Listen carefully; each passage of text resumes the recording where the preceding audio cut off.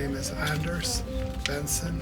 My parents came from Sweden in 1960, and I was born shortly thereafter, so I grew up in a Swedish household in the area, and that was my first language. And so I grew up with a lot of goofy recipes with funny sounding names.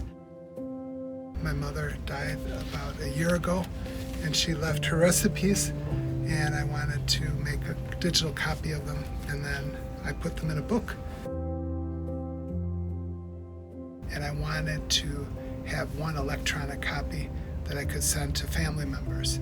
And my dream was to have a PDF file with a clickable index, and when they were thinking about mom's cake or whatever, they could just open that and go to the index and click on it and go straight to the recipe. And that's what we did.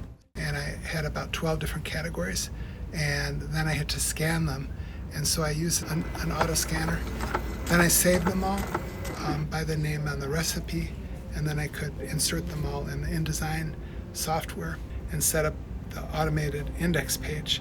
So it made a table of contents automatically in that way, just clicking on one file, one name, and then going straight to that page. And it's in a PDF version. Anybody can open it from any computer, from any phone.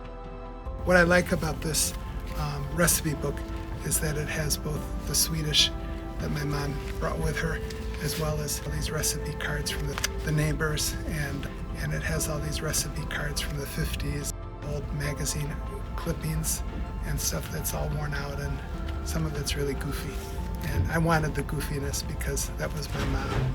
And there was one recipe in here for a lemon pie, and it was the last recipe she wrote in there, and it shows her shaky handwriting, and she forgot to include the lemon.